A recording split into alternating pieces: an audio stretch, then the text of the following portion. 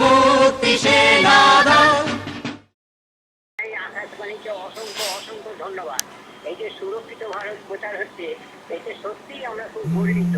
Lockdown অক্ষরে অক্ষরে মেনে চলতে হবে এবং আমাদের দায়বদ্ধতা অনেক, দেশকে বাঁচাতে হবে, এইটুকুই জানালাম। ধন্যবাদ। আশিস ভর বললাম। অনেক ধন্যবাদ, অনেক ধন্যবাদ। এভাবে আপনারাও আসতে পারেন টেলি করে 221313। হ্যালো, কি খবর? আপনারা সুরক্ষিত ভারত লকডাউনের সময় কাটছে, কি করছিস? এই সিনেমা দেখছি, বই পড়ছি, ফেসবুক হোয়াটসঅ্যাপ তো আছেই। আচ্ছা, এই আমারও একই অবস্থা। এই জানিস জানিস একটা জিনিস জানলাম হঠাৎই। কি? লেনিন নিয়ে উইকিতে দেখছিলাম, উনি নাকি পড়াশোনায় দারুণ ছিলেন। আচ্ছা, হ্যাঁ, তারপর? লেনিন তখন স্কুলে পড়ে, বুঝলি। সেদিন রেজাল্ট বেরিয়েছে, ও আইডিয়াল স্টুডেন্ট হয়েছে।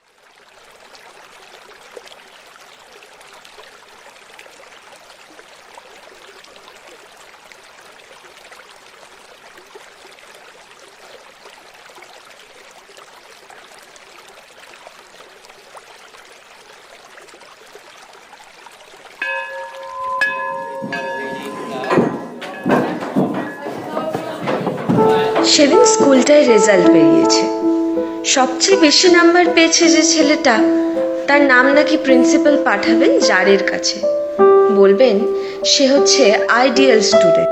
ছেলেটা তখন মনে পড়লো বেশ কয়েক বছর আগে একদিন একটা অঙ্ক কিছুতেই পারছে না। তারপর তার স্যার সেদিন বলেছিল একটা রাজার গল্প। সে 7 বার একটা রাজ্য আক্রমণ করে বারবার ব্যর্থ হয়ে শেষে 8 বারের বার জিতেছিল।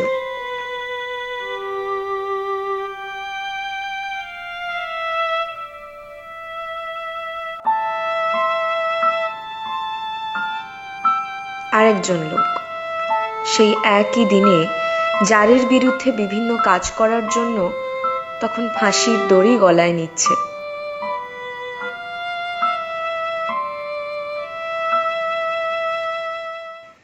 সেই ছেলেটা বাড়ি ফিরেছে।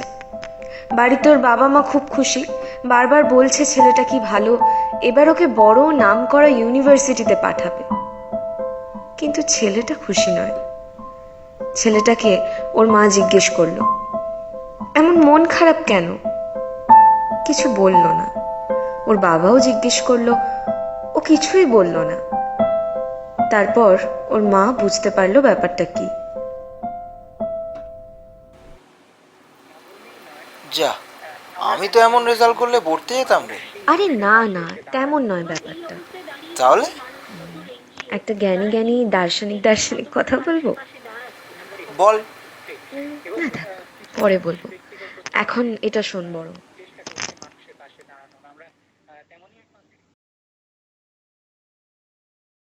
তোমার দাদা একটা বোম বানিয়েছিল জারকে মারার জন্য, ওটা ওর শাস্তি।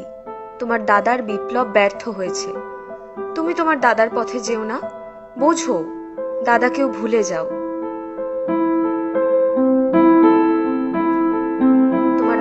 তোমার দাদার বিপ্লব ব্যর্থ হয়েছে, তুমি তোমার দাদার বিপ্লব ব্যর্থ, তোমার দাদাকেও ভুলে যাও। তুমি তোমার দাদার পথে যেও না, তোমার দাদা বোঝো, দাদাকেও তোমার দাদার বিপ্লব ব্যর্থ হয়েছে।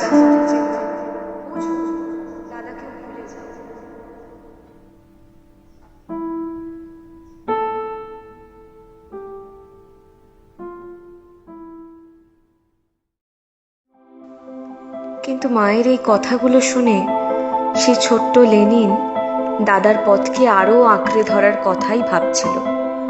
ওর মনে পড়ছিল সেই স্যারের গল্পটা, সেই গল্পটা শোনানোর পর ওর স্যার জিজ্ঞেস করেছিল ও কি শিখেছে।